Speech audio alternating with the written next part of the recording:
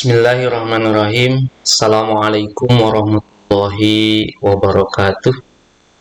Alhamdulillah kita bertemu kembali dalam pembelajaran SKI Sejarah Kebudayaan Islam di kelas 11 bab yang ketiga tentang peradaban Islam Daulah Mughal di India. Sebelum dilanjut, mungkin untuk flashback atau mengingat materi sebelumnya, di bab yang pertama Daulah Islam atau peradaban Islam pada masa Daulah Abbasiyah. Setelah Daulah Abbasiyah runtuh, maka ada 3 daulah setelahnya, Daulah Islam. Satu, di bab yang kedua kemarin Daulah Islam di Turki, namanya Daulah Islam Utsmani. Berikutnya yang sekarang di bab yang ketiga Daulah Islam di Mughal, ya, India. Kemudian yang terakhir nanti di bab yang keempat peradaban Islam Daulah Safawi di Persia atau Iran sekarang. Jadi ada paling tidak ada 3 daulah yang berkuasa, di mana masing-masing dari daulah tersebut berbeda negara, berbeda tempat. Nah, sekarang di bab yang ketiga peradaban Islam Daulah Mughal di India. Peradaban Islam pada masa periode klasik sampai pertengahan merupakan masa keemasan Islam. Jadi Islam pernah berkuasa, pernah jaya, begitu harum namanya, sampai Barat sendiri pun banyak belajar tentang keilmuan dari negara-negara atau daulah-daulah Islam pada saat.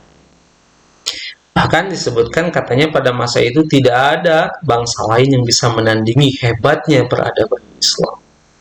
Nah, peradaban kejayaan Islam ini dirasakan di semua penjuru dunia. Salah satu penjuru kejayaan Islam adalah India.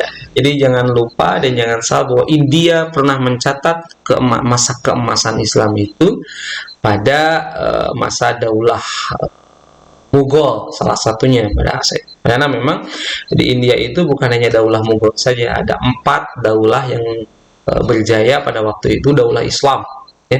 Ada katanya di sini ada Mamluk, kemudian Khalji, kemudian Tughluk, dan dinasti Mughal. Kenapa Daulah Mughal atau dinasti Mughal dibahas di sini? Karena memang dari keempat daulah ini, Daulah Mughal lah yang paling menonjol, paling besar pengaruhnya pada saat itu, dan banyak peninggalan-peninggalan bersejarah dari Daulah Mughal.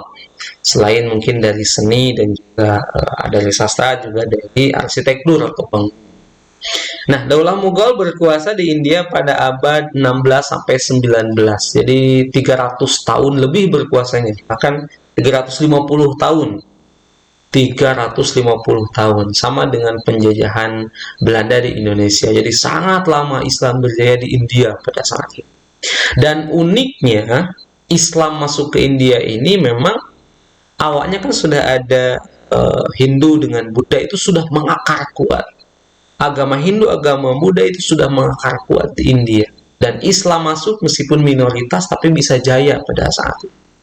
Ya, mirip-mirip lah dengan Indonesia. Indonesia juga kan awalnya agama Hindu, agama Buddha, kemudian Islam datang sebagai agama berikutnya dan menyebar di Indonesia dan menjadi mayoritas pada saat itu. Cuma berbedanya kalau di India itu ada satu mungkin dikotomi pada waktu, sehingga ada pemisahan negara. Jadi nanti kita belajar di Pembaharuan Islam, ya, di Muhammad Iqbal nanti. Di Islam dengan Hindu dipisahkan oleh negara. Kalau Islam Pakistan sekarang pun sama. Kalau di India Hindu, tapi di India pun sekarang kan banyak Muslim dan besar. Oke, kita lanjut saja. Lihat peta konsepnya seperti biasa, menggambarkan apa yang akan kita belajar di depan. Peta konsepnya, proses lahirnya Daulah Mughal ini. Yang pertama sejarah kelahirannya. kemudian strategi dan kebijakan pemerintahan Daulah Mughal. Berikutnya kemajuan peradaban Islam pada masa Daulah Mughal dan kemunduran. Ya, ada kemajuan, ada kemunduran, itu sudah biasa, udah sunatullah lah. Jadi kadang kita di atas, kadang di bawah, kadang jaya, kadang runtuh, seperti itu. Berikutnya, langsung saja ke sejarah lahir. Sejarah lahirnya Daulah Mughal.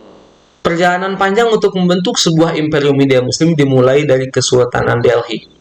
Jadi sebelum ke Daulah Mughal itu, jadi imperium India Muslim itu diawali dengan Kesultanan Delhi. Kita mendengar sekarang Delhi, New Delhi. Delhi itu kan India. Nah, Daulah Mughal bukanlah daulah pertama di India. Sebelumnya pernah berdiri kekuasaan Islam namun belum menemukan kejayaannya. Jadi sudah ada daulah sebelum Mughal tetapi tidak jaya, tidak sampai pada kejayaannya, belum menemukannya. Jadi Daulah Mughal ini dikatakan sebagai penerus Kesultanan Delhi yang sudah berdiri terlebih. Daulah Mughal dirintis oleh Zahiruddin Muhammad Babur. Ini harus hafal ya. Jadi Daulah Mughal ini dirintis, didirikan atau diinisiasi oleh Zahiruddin Muhammad Babur. Ia adalah salah satu cucu dari Timur Leng. Ayahnya adalah Umar Mirza, yaitu penguasa Fargana. Nah, kepemimpinan Babur atau Zahiruddin Muhammad Babur ini sudah diwariskan oleh ayahnya pada saat Babur masih berusia 11 tahun. Bayangkan, usia 11 tahun, Zahiruddin Muhammad Babur ini sudah diwarisi oleh ayahnya kepemimpinan. Ia punya ambisi yang sangat kuat untuk menguasai Samarkand, yaitu kota terpenting di Asia Tengah pada saat itu, Samarkand. Dalam usaha pertamanya ia mengalami kekalahan, tetapi karena mendapat amunisi tambahan dari Daulah Safawi yang ada di Persia, akhirnya Samarkand bisa dikuasai pada tahun 1494 Masehi, 1494. Nah, setelah Samarkand, target berikutnya adalah Kabul, ibu kota Afghanistan. Jadi Samarkandi, kemudian Afghanistan, dan setelah Kabul berhasil ditaklukkan, Babur melanjutkan ekspansinya ke India, baru ke India. Ya, jadi pertama Zahiruddin Muhammad Babur ini menaklukkan Samarkand, salah satu kota di Asia, kemudian Asia Tengah, kemudian ke Afghanistan, Kabul, kemudian baru sekarang mulai ekspansi ke India. Nah, di India dalam keadaan krisis di bawah kepemimpinan Ibrahim Lodi, kondisi dalam negeri diliputi kekacauan. Paman Ibrahim Lodi yang bernama Alam Khan bersama Daulah Khan, gubernur Lahore, India. Jadi Khan itu ternyata sudah ada ya sejak istilahnya keluarga Khan atau dinasti Khan, keturunan Khan, suku Khan itu sudah ada. Nah, kalau sekarang mengenal Amir Khan, Salman Khan, Shahrukh Khan dan sebagainya itu sudah ada dari sana. Mungkin keturunan dari sini ya. Meminta utusan ke Kabul dan meminta bantuan Babur untuk menjatuhkan Ibrahim Lodi di Delhi. Nah, kesempatan tersebut tidak disia-siakan oleh Babur. Pada tahun 1525, Punjab langsung dikuasai oleh Babur. Salah satu kota terpenting di India namanya Punjab. Ya, sekarang terkenal nama Punjab. Punjab itu sudah dikuasai oleh Islam pada saat itu.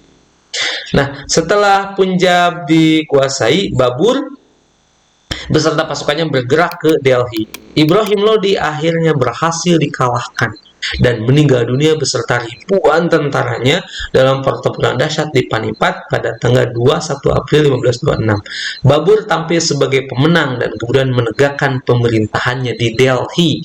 Dengan demikian berdirilah Daulah Mughal di India. Jadi seperti itu sejarahnya Daulah Mughal. Ya, atau dinasti Mughal ini berkuasa. Jadi perjalanannya sangat panjang. Awalnya ada Delhi sebagai kesultanan Islam pertama, namun tidak jaya. Nah, kemudian Zahiruddin Babur ini dari Timur Leng ini melakukan ekspansi, pertamanya ke daerah Samarkandi, yang kedua Kabul Afghanistan, baru yang ketiga ke India dengan cara menaklukkan Ibrahim Lodi dulu.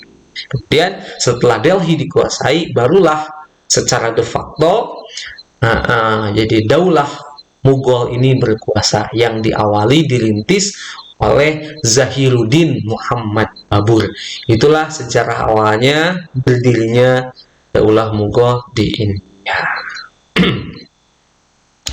Berikutnya, B. Strategi dan kebijakan pemerintahan Mughal.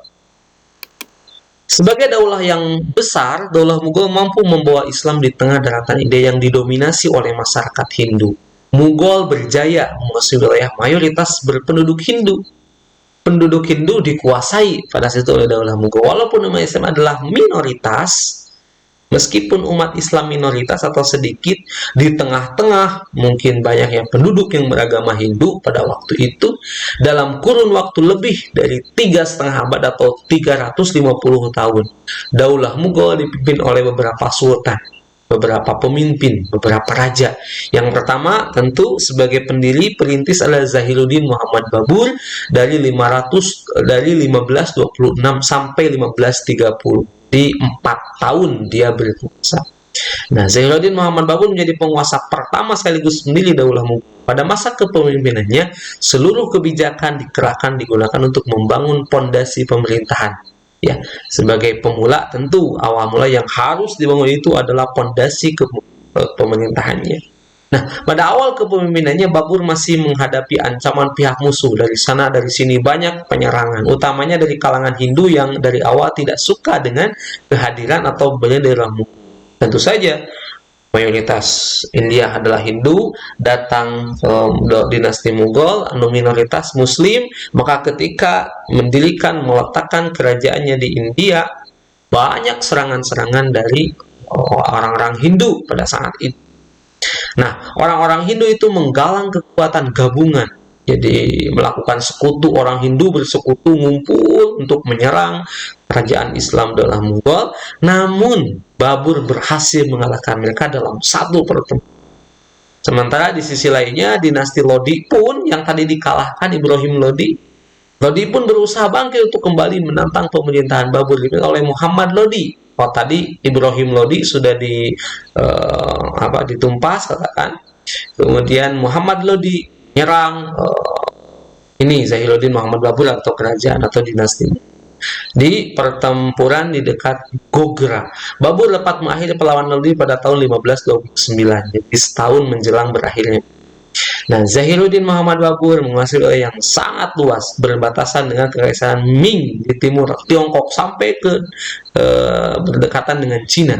Daulah Safawiyah di Persia. Jadi sangat luas kekuasaannya sampai mendekati Iran dan mendekati Tiongkok. Zahiruddin Muhammad Babur tutup usia pada tahun 1503. Jadi dia 4 tahun berkuasa memimpin pemerintahan Mughal atau daulah Mughal. Nah, berikutnya sultan yang kedua atau pemimpin yang kedua adalah Humayun. Dia berkuasa dari kisaran 1530 sampai 1556. Jadi sangat lama. Sampai 26 tahun Humayun berkuasa. Ya. Humayun adalah anak dari Zahiruddin Muhammad Babur. Seperti yang Bapak sampaikan di awal dalam dinasti Abbasiyah, bahwa yang namanya dinasti itu kan karena kerajaan itu biasanya yang menjadi raja itu setelah ayahnya ya anaknya. Kalau ada 2 anak, berarti yang paling besar kakaknya meninggal, kemudian adiknya. Seperti itu namanya dinasti, karena tidak mengenal demokrasi pemilihan pemimpin. Jadi sama sekarang juga di Arab Saudi kan begitu. Ya, jadi Raja Muhammad Salman bisa dan mahkota anaknya sebagai raja meninggal, bapaknya, anaknya meninggal, cucunya terus seperti itu. Itu yang namanya dinasti memang. Kerajaan seperti itu. Nah, daulah Mughal di India pun sama. Zahiruddin Muhammad Babur meninggal, ya anaknya yang meneruskan, namanya Humayun. Dia sangat lama memimpin India atau memimpin daulah Mughal ini 26 tahun.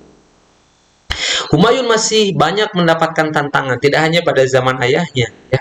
Caranya adalah Bahadur Shah, penguasa Gujarat yang berusaha untuk memisahkan diri dari kekuasaan Mughal. Di Gujarat, India, ya terkenal nama daerahnya Gujarat. Jadi Bahadur Shah ini ingin memisahkan diri dari kekuasaan dinasti Mughal pada saat itu. Nah, pada tahun 1450 Masehi, Humayun berhasil dikalahkan oleh Sher Khan dari Afghanistan. Humayun melarikan diri ke Persia. Jadi ternyata Humayun ini pernah kalah gitu ya, daulah Mughal ini ketika dipimpin oleh Humayun pernah kalah oleh Sher Khan dari daerah Afghanistan. Ada daerah Afghanistan menyerang Mughal, kemudian kalah. Nah, Humayun ini lari ke daerah Persia, ke daerah Iran mungkin kalau sekarang, Iran Irak ya, yang saat itu dipimpin oleh Tahmasp, penguasa Daulah Safawi, Islam ya. Daulah Safawi kan Islam. Nah, jadi lari ke sana mengasingkan diri, tinggal di Persia karena kalah. Jadi Daulah Mughal sekarang tidak ada pemimpin, ditinggalkan. Jadi India, Daulah Mughal ditinggalkan karena kalah dalam peperangan, lari ke Persia. Berlindung mungkin ke Daulah Safawi, sama-sama Muslim pada saat itu. Berikutnya, Humayun kembali ke India setelah 15 tahun menyusun kekuatan di perasingan. Jadi ketika tinggal di Persia, Humayun tidak tinggal diam. 15 tahun menyusun kekuatan Mughal untuk kembali menguasai negara atau dinasti yang pernah ia dirikan oleh ayahnya di India. Akhirnya dia kembali ke India, kemudian ia menegakkan kembali di Delhi pada tahun 1555 Masehi. Setelah mengalahkan kekuasaan Sher Khan Shah, jadi balas dendam ya, yang mengalahkan dirinya sehingga ia lari, kemudian ia serang balik dan kalah. Pada tahun 1556, Humayun meninggal dunia setelah setahun sebelumnya berhasil mengembalikan kejayaan Daulah Mughal. Jadi 1555 kembali, kemudian mengalahkan Sher Khan, dan ia kembali menjadi sultan di Daulah Mughal 1 tahun, dan setelah itu ia meninggal dunia. Berikutnya kita percepat saja ya. Yang ketiga, sultan atau pemimpin atau khalifahnya. Yang ketiga adalah Jalaluddin Muhammad Akbar 1556 sampai 1605. Ini sangat lama sekali ya. Hampir 50 tahun, atau tepatnya 49 tahun. Akbar menjadi raja terbesar Daulah Mughal di India. Dia lahir di Umarkot, Sind pada tanggal 15 Oktober 1542. Akbar adalah pemimpin Mughal paling kontroversial, menggantikan kedudukan ayahnya ketika masih berusia 14 tahun. Sangat muda, 14 tahun menjadi pemimpin, makanya sangat lama itu periodisasinya kan. Nah, pada masanya dikenal sebagai masa kebangkitan dan kejayaan Mughal sebagai daulah Islam terbesar di India. Dengan usia yang masih sangat belia, Akbar mempercayakan urusan kepada Bairam Khan. Nah, ini Khan ya, Khan dinasti atau suku Khan ini luar biasa berkuasa di sana sampai sekarang. Nah, beberapa ancaman yang dilakukan oleh sisa-sisa keturunan Sher Khan Shah masih menguasai Punjab berhasil diredam oleh Akbar ini atau Jalaluddin Muhammad Akbar. Semua kekuatan-kekuatan yang mengancam kerajaan atau dinasti Mughal berhasil ditumpahkan. Jadi para pemberontak itu ancaman terbesar datang dari Himu yang menguasai Gwalior dan Agra. Para pemberontak berhasil memasuki kota Delhi. Kedatangan pasukan Himu disambut dengan peperangan dahsyat di bawah kepemimpinan Bairam Khan ya, yang dipercayakan oleh Jalaluddin Muhammad Akbar sebagai pemimpin pada saat itu. Peperangan yang terjadi pada tahun 1546 tersebut dikenal sebagai Perang Panipat II. Dengan kemenangan tersebut, Agra dan Gwalior berhasil dikuasai oleh Mughal. Jadi semakin luas kekuasaannya, ekspansinya. Nah, setelah dewasa, Akbar mengambil alih wewenang pemerintahan dari Bairam Khan yang ia percayakan pada waktu kecil, masih kecil, yang sudah memiliki pengaruh kuat di Mughal. Wilayah kekuasaan Mughal sangat luas, meliputi Chundar, Goan, Chitor, Tanbar, Kalinjar, Gujarat, Surat, Bihar, Bengal, Kashmir, Orissa, Deccan. Banyak sekali. Jadi wilayah India itu mayoritas dikuasai oleh dinasti Islam atau dinasti Mughal pada saat itu. Semua wilayah dapat dikendalikan dalam satu pemerintahan militeristik, dan membangun kekuatan militer. Nah, keberhasilan pemerintah yang lebih bercorak militeristik menjadi Mughal menjadi sebuah dinasti yang sangat besar. Kabul dan Kandahar sebagai dua gerbang kota India berhasil dikuasai oleh pemerintahan Mughal. Kebijakan Akbar mempersatukan etnis untuk membangun dinastinya, membuahkan peradaban yang lebih maju di India. Tapi ya, dengan manusia ada akhir hayat. Akbar meninggal dunia di Agra pada tanggal 16 Oktober tahun 1605 Masehi. Berikutnya yang keempat, Sultan yang keempat, Nuruddin Muhammad Salim atau Jahangir. Nah, Nuruddin Muhammad Salim lebih dikenal dengan sebutan Jahangir, lahir pada tanggal 31 Agustus 1569 di Fatehpur Sikri dan naik tahta 8 hari setelah meninggalnya Sultan Akbar. Hari ke-8 meninggal ayahnya, maka berkuasa ya selama 22 tahun, dan ia sangat didukung kuat oleh kekuatan militer dinasti Mughal pada waktu itu ya. Dia menjadi sangat kuat. Kalau sudah ada backing militer kan kuat. Jadi kalau ada ancaman-ancaman dari luar dapat segera dengan ditumpas begitu. Jadi pemberontakan dapat segera diredam. Maka rakyat hidup dalam keadaan aman dan damai. Nah, pada masa kepemimpinannya beliau atau Jahangir ini berhasil menundukkan Bengala, kemudian Mewar, Kangra, daerah-daerah yang ada di India ya. Usaha-usaha pengamanan wilayah serta penaklukan yang ia lakukan mempertegas kenegarawanan yang diwarisi dari ayahnya yaitu Akbar. Nah, berikutnya singkat cerita Jahangir pun meninggal dunia dalam perjalanan ke Kashmir, dari Kashmir ke Lahore. Perjalanan dari Kashmir India ke daerah Lahore masih India dekat Sarai Sadda di Bimber pada tahun 1627 dan dia dibawa ke Lahore dan dimakamkan di Sandarabad. Dan berikutnya Shahjahan. Shahjahan lahir 5 Januari 1580 merupakan raja kelima Daulah Mughal di India. Raja berikutnya, sultan berikutnya yang masih kanak-kanak juga ya. Ia bernama Khurram. Nama Shahjahan dikenang di atas kemegahan bangunan yang diangkat menjadi raja, yakni Taj Mahal. Ya, sudah pada tahu lah semua. Peninggalan terbesar Islam di India itu sekarang kan masjid, katakanlah masjid Taj Mahal menurut kita sekarang seperti bangunan masjid. Masjid Jama adalah dua bangunan megah yang diwariskan pada dunia. Kini buku-buku sejarah kekhalifahan Islam mencatat namanya sebagai bangsa yang berjasa pada peradaban manusia. Nah, Shahjahan inilah yang mungkin dikenang oleh dunia pada saat ini karena berhasil mungkin mewariskan sebuah arsitektur yang sangat megah di India, yakni Taj Mahal dan Masjid Jama begitu. Di masa kekuasaan Shahjahan, Daulah Mughal mencapai puncak kejayaannya di Sultan yang kelima ya. Ia dikenal sangat tegas menindak pembesar kerajaan yang tidak jujur.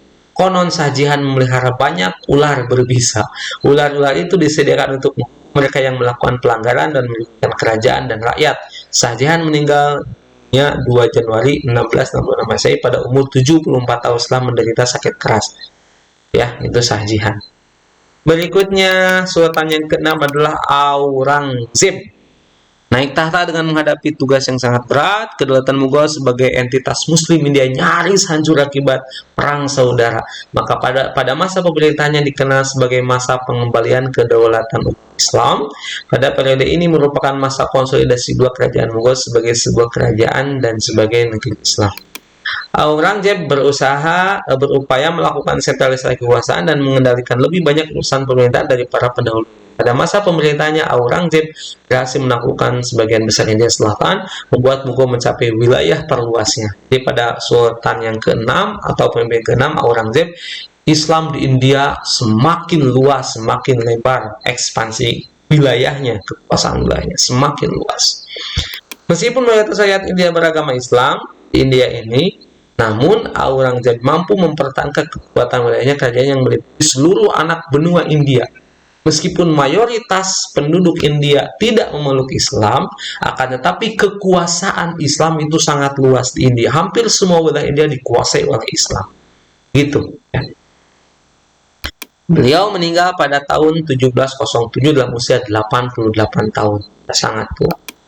Berikutnya yang ke-8 Bahadur Shah, pengganti Aurangzeb, pengusaha yang lemah sehingga tidak mampu mengatasi kemerosotan politik dalam negeri. Para pemimpin sesudah Aurangzeb mengawali kemunduran. Nah, ini masa-masa kemunduran di Sultan yang ke-7 ya, setelah kekuasaan Islam sangat luas, ekspansi sangat luas.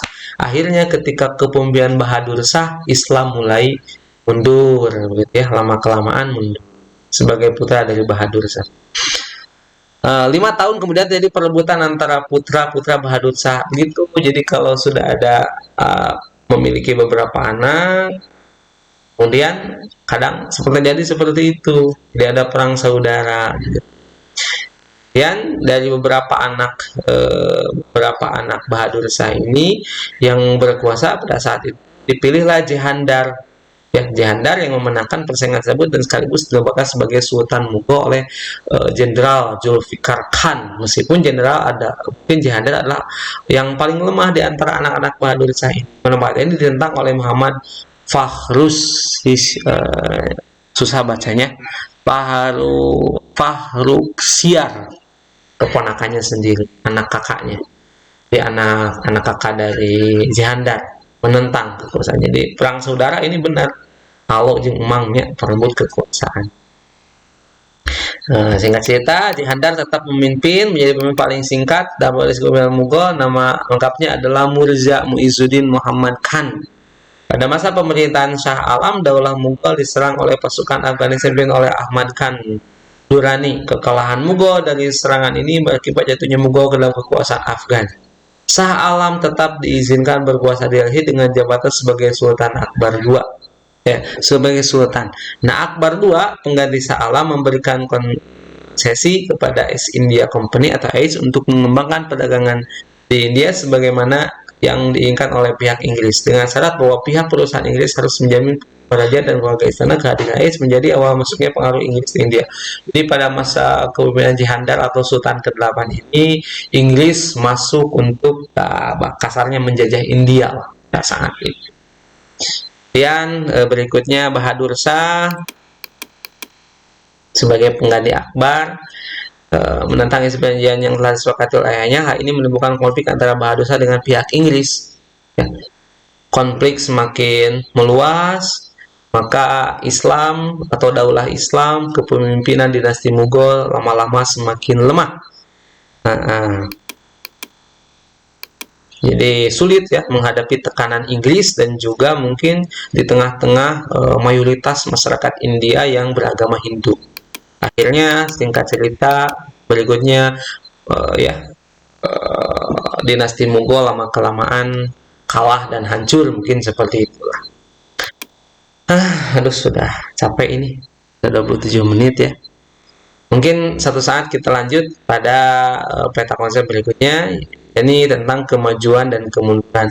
Saat ini kita tutup saja pembelajaran kita di dinasti Mughal, pemerintahannya sampai barusan ya, masa kepemerintahannya.